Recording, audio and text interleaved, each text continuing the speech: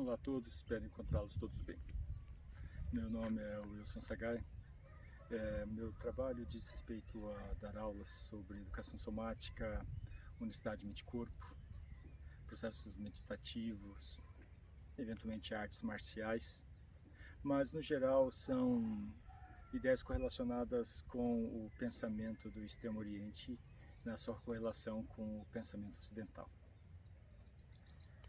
Um ponto que é bastante interessante e que é muito debatido hoje, seja qual meio que se encontre, ainda mais num período onde a pandemia esteve e está presente, a ideia de que a doença, a morte, o cuidado consigo e o cuidado com o outro são pontos fundantes para como se pode seguir na existência. A ideia da morte, a ideia de se encontrar num momento da vida onde se é obrigado a pensar o valor da existência, numa ideia como Spinoza coloca, que só é possível dimensionar o valor da vida no último momento, o que seria afirmar, a hora que a história termina, sabemos se a história realmente é interessante e se chegou a um final com uma boa conclusão.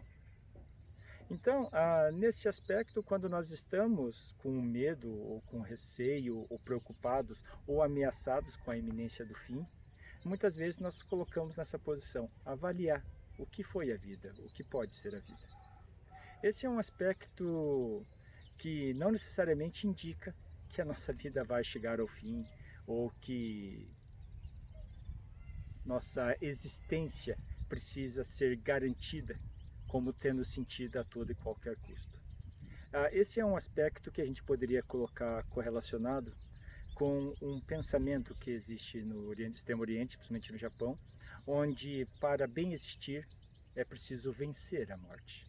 Ou talvez no dito budista de Buda foi aquele que encontrou meios para superar a morte.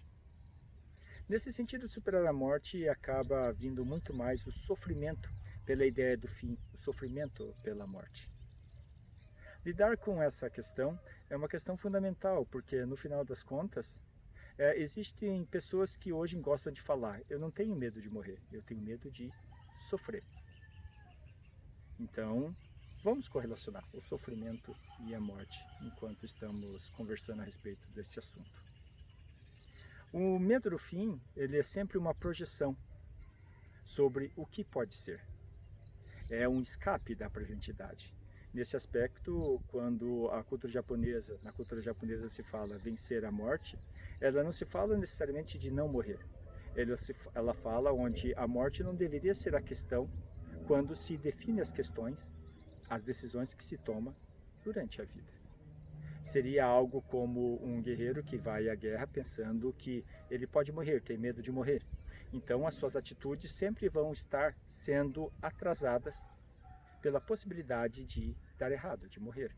Um empresário que não necessariamente tem medo de morrer, mas ele eventualmente afirma, eu não quero que o negócio não dê certo, ou seja, o negócio morra.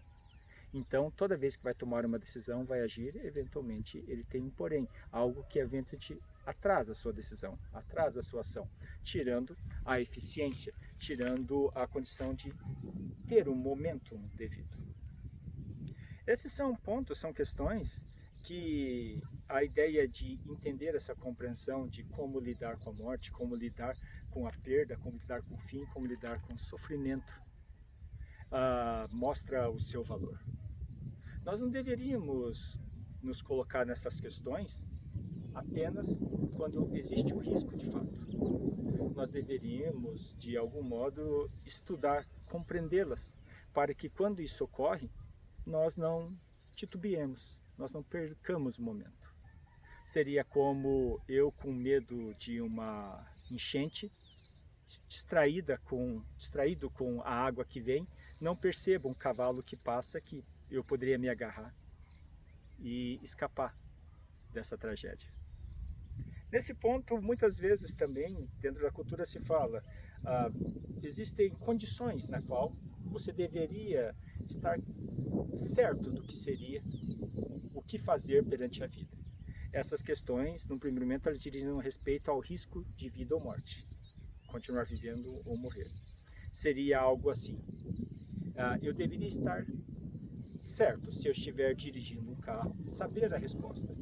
Se alguém entra na frente do meu automóvel, eu desvio o carro para um precipício e arrisco a minha morte, ou atropelo a pessoa, arriscando a morte dela.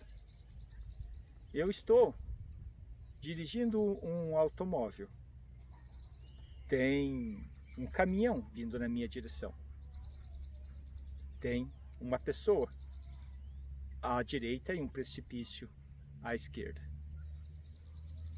Qual decisão eu tomo, sendo que eu só tenho um átimo de segundo? Se eu não tiver claro essa decisão, eventualmente eu vou agir simplesmente num impulso egoísta, num impulso de autopreservação, num impulso de sacrifício do outro que não necessariamente condiz com a coerência da minha vida. Existem situações desse tipo, eu sei que tem uma terceira, mas em outro momento a gente vai falar devido a uma outra relação de complexidade. Esses tipos de questão, quando elas se apresentam, elas são questões que, na ideia de Spinoza de manter a coerência na vida, eu já deveria ter claro ela. Porque seria como aquela pessoa que a vida inteira foi correto e numa última ação da vida assalta alguém. Vai ser lembrado pela incoerência de ter sido correto e assaltar. E toda aquela coerência passada vai ser posta em dúvidas. Vai ser posta em questão. Colocando num exemplo um pouco menos radical. A correlação entre o pensamento no Ocidente e no Oriente, sobre vários aspectos, eles dizem respeito a essa coerência na vida. Por isso falamos tanto de ética, moral, valores. Para manter essa coerência, alguns pontos já deveriam estar tratados previamente. E ao tratá-los previamente, nós escapamos do risco de, devido a questões contextuais que não estamos prontos, não estamos preparados, sermos levados a agir fora dessa coerência, fora desse aspecto, quem eu escolhi ser no mundo. Muito obrigado a todos, espero vê-los uma próxima vez.